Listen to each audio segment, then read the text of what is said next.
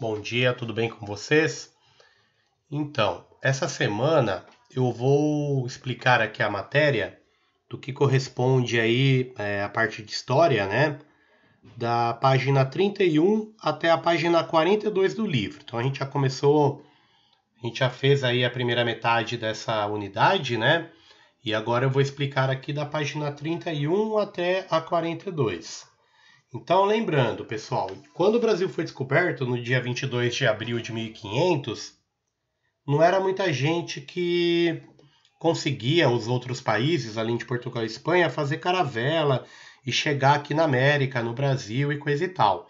Então, o domínio de Portugal nunca foi ameaçado. Nestes 30 primeiros anos, aí, ó, de 1500 até 1530, nesse primeiro período aqui, vai rolar só o escambo, que é aquela troca, né? O português vinha aqui com espelho, com facas, machados e trocava com o índio pelo pau-brasil. Só que qual o problema? A partir de 1530, os outros países conseguiram construir caravelas.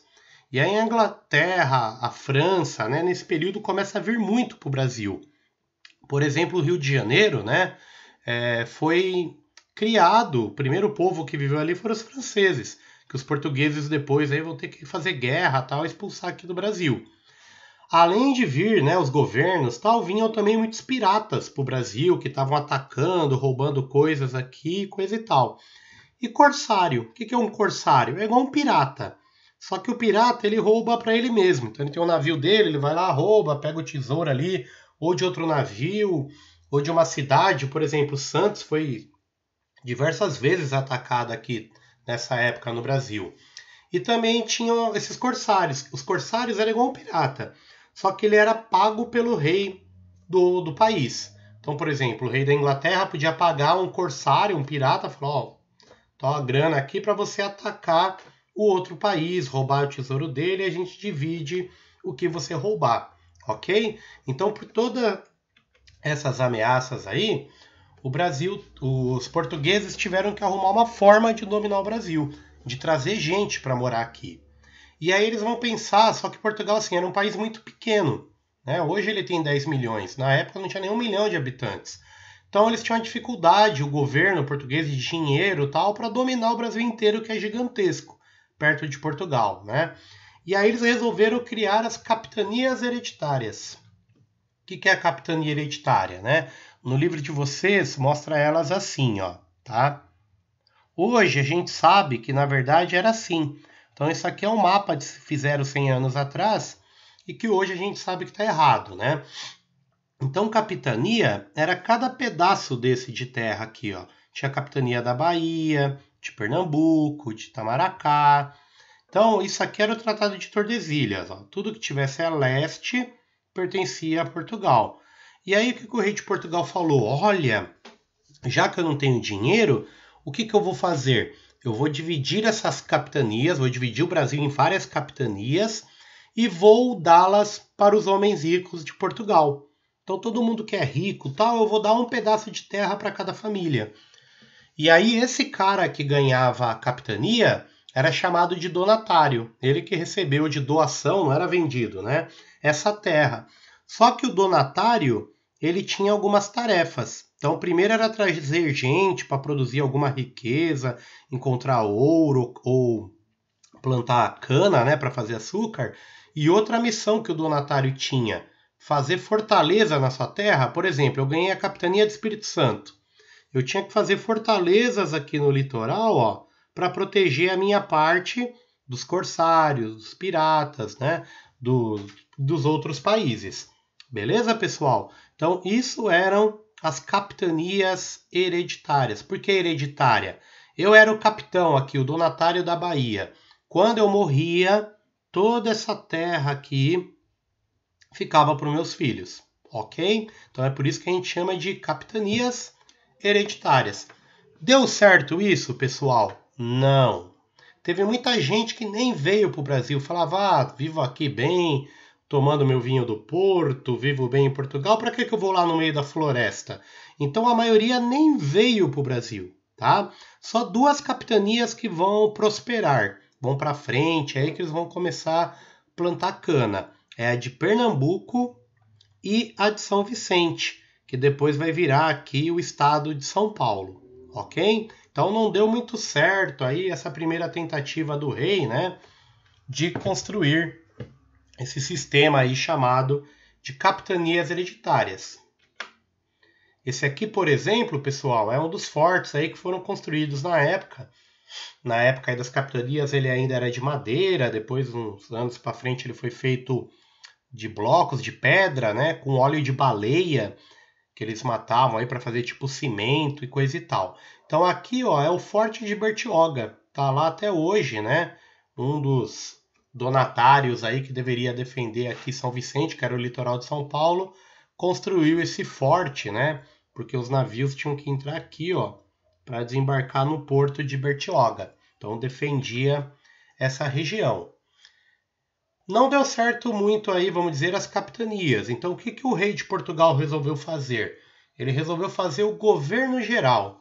Então, ele falou, olha, eu vou mandar um governador, um cara abaixo de mim, vou construir uma capital para esse país aí gigantesco, né, que é o Brasil, e ele escolheu como primeira capital, a sede do governo geral, Salvador, lá na Bahia. Então, Brasília nem sempre foi, né? Na verdade, faz pouco tempo, perto de toda a história do Brasil, aí que Brasília é a capital. Então, a primeira capital do Brasil foi lá na Bahia, Salvador. O primeiro governador do Brasil, pessoal, o primeiro cara a vir aqui, então qual que era a ideia? Ele veio, construiu ali em Brasília o palácio dele, igrejas, casas, né? E dali ele mandaria em todas as capitanias. Então antes a ideia é que cada donatário era o senhor, ali era o rei das suas terras, né? Agora o Tomé de Souza manda no Brasil inteiro, como se fosse o presidente aí da época. Lógico que acima dele estava o rei lá em Portugal. Junto com Tomé de Souza, pessoal, chegaram ao Brasil os padres jesuítas. Então, junto do navio ali do Tomé de Souza, vieram alguns padres, entre eles o Manuel da Nóbrega, o padre Anchieta. E qual que era a missão desses padres? Catequizar o índio, né? Fazer o índio aí aderir à fé católica. Inclusive esse padre, o Manuel da Nóbrega e o padre Anchieta também, os dois padres, eles vão subir lá de Santos pela Serra do Mar, por uma trilha no mato que a gente chama Rodovia Padre Anchieta, e eles que vão fundar aqui um colégio, né? No dia 25 de janeiro de 1554, eles vão fundar ali um colégio pequenininho, que eles vão chamar de São Paulo, para dar aula para o índio, né? A catequese, ensinar a ser católico. Onde eles criaram esse colégio aí no dia 25 de janeiro, vai virar a cidade de São Paulo, tá? Então essas pessoas aí que virão para fazer as primeiras cidades. Outras pessoas importantes, pessoal, aqui em São Paulo, são os bandeirantes. Quem que eram os bandeirantes? Né? Eram homens, mulheres aí, que saíam aqui de São Paulo, por isso que eles eram chamados também de paulistas.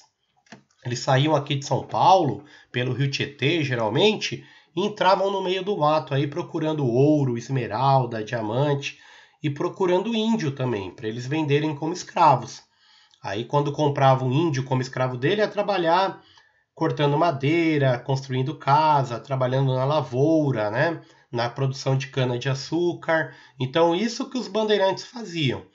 Nós, aqui de São Paulo, né, somos considerados, vamos dizer assim, descendentes dos bandeirantes. Então, por exemplo, pessoal, por isso que aqui tem Universidade Bandeirantes, a Uniban, TV Bandeirantes, Rádio Bandeirantes, né? Então, esses bandeirantes, esses homens aí que capturavam índios, né, para vender como escravos, que procuravam esmeraldas e riquezas, que vão ser aqui, né, originário, vão dar origem ao nosso povo paulista, ok? Então, aqui é já mais para frente, né? Não é na época que a gente está falando, 1530, 1600, mas dá para ter uma ideia, ó. Eles navegavam com essas canoas cobertas aqui durante o dia, à tardezinha paravam, né? E aí faziam uma fogueira, aqui está cozinhando a comida. Então tudo aquilo que a gente chama de comida mineira, tutu, esses pratos, na verdade são os paulistas que acabaram levando para Minas, né? Não dava para cozinhar separado, então cozinhava tudo junto aí na panela. Então, aqui que eu falei, né? Isso aqui é São Paulo, aí uns 250 anos atrás. Então, nós aqui de São Paulo ganhamos, né? Esses bandeirantes também eram chamados paulistas na época. Então, a gente falava, os bandeirantes chegaram aqui. Tinha gente que falava, os paulistas, né?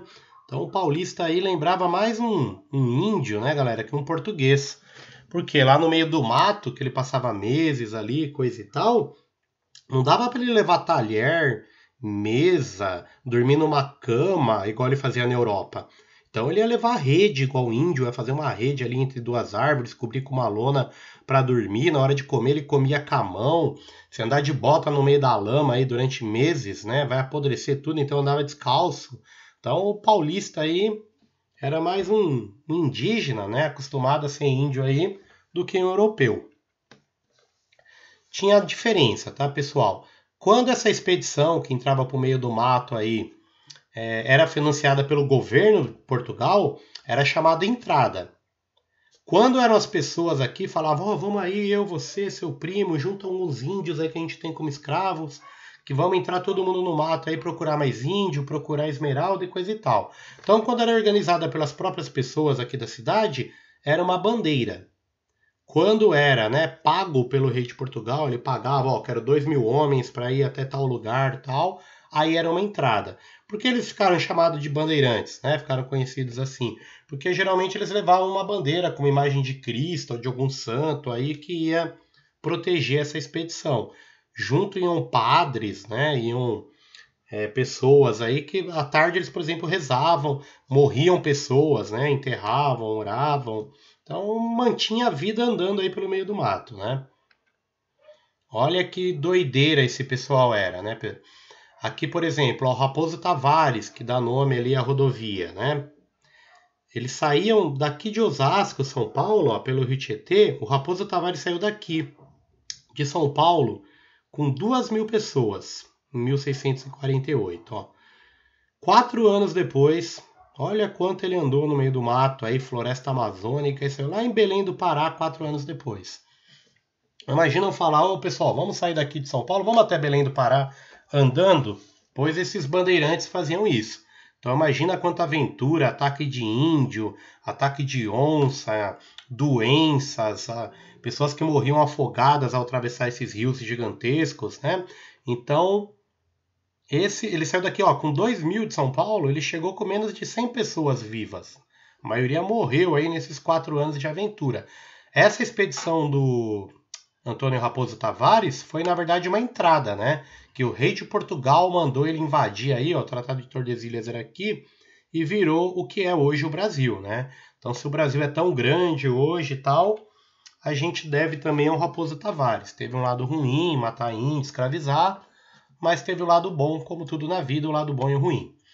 E aí, pessoal, eles resolveram plantar no Brasil açúcar, cana, né? Para fazer açúcar. Por quê? 3 motivos, né? O solo do Nordeste, aqui de São Vicente, aquele solo preto chamado massapê, e o clima muito quente e chuvoso, que é ideal aí para nascer cana. Por exemplo, nosso açúcar até hoje é feito com cana de açúcar. Lá na Europa eles usam a beterraba, né? Por que usa a beterraba? Porque lá a cana não vai para frente porque não é muito quente, né? Nem o solo é ideal. Para quem nunca viu, pessoal, aqui é o processo como faz a cana, né? Corta a cana, depois aqui no 2, aqui tá plantando, né? Cada pedaço do caule dela aqui pode virar uma semente. Os carros de boi levam a cana cortada até a moenda. Na moenda ali vai espremer a cana, igual a gente toma caldo de cana até hoje, né? Vai moer, vai fazer a garapa, o caldo de cana. Aí vai para casa da fornalha, que é esse lugar aqui, ó. Lá vai cozinhar bastante e tal, até virar um melado, parece um mel assim de verde, né, de cana. Aí ele despeja esse melado no pão de açúcar, ó, que são esses vasos aqui. Por isso que o morro lá no Rio de Janeiro chama pão de açúcar, né, ó, porque parece um vaso desse de ponta cabeça. Quando o melado entra aqui, ele fica duro, vira uma rapadura. Aí eles iam durante uns 2 meses aqui jogando água, que vai embranquecendo. Depois, ó, eles tiravam, cortavam as partes, porque a última aqui era meio verde, meio mascavo ainda, encaixotava e levava para a Europa aí para vender. tá? Então assim que era o açúcar era produzido no Brasil. E o engenho, pessoal, na verdade era uma fazenda, né? Essa fábrica de açúcar, ó, tá aqui, ó. Esse aqui, por exemplo, é movido por água, né? O outro lá era movido por bois. Aqui carro de boi trazendo lá da fazenda, aqueles cortando, né?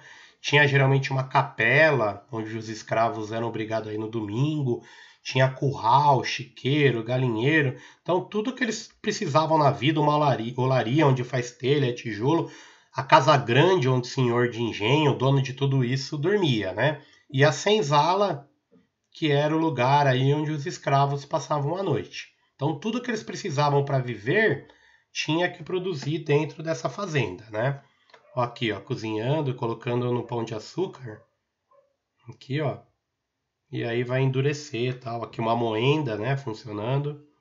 Beleza? E aqui as mulheres, né, pessoal? Hoje o Brasil é um país ainda muito machista, né, muito racista por causa da época da escravidão. Aqui tem empregados domésticos, escravos, né?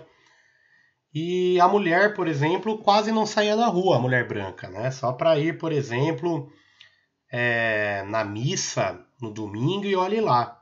Então era uma sociedade extremamente machista. As únicas mulheres que podiam ocupar a rua, né, eram as escravas ou negras alforriadas aí que vendiam coisas tal na rua o dia inteiro. Então era uma sociedade, né? Aqui são mulheres livres, ó. Lembra que eu falei do pé calçado, né, que identifica que são livres? Já mulheres da alta sociedade, as ricas, né, a nobreza aí, a sinhá, que é a mulher do senhor de engenho, essa quase não saía para a rua. E aí era essa sociedade, né, pessoal, onde o senhor de engenho aí ocupava o topo da pirâmide social, né, eram poucos. Abaixo dele os homens livres, né, ferreiros, pessoas que trabalhavam no engenho, feitor, carpinteiros, né, o capataz, que é o mesmo que feitor, que cuidava ali dos escravos e tal.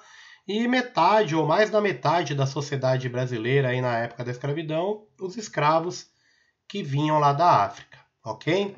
Junto com esse vídeo, pessoal, eu vou mandar um link aí com os exercícios que vocês vão fazer no livro para a semana que vem eu corrigir, ok? Espero que vocês tenham gostado aí e até a próxima aula.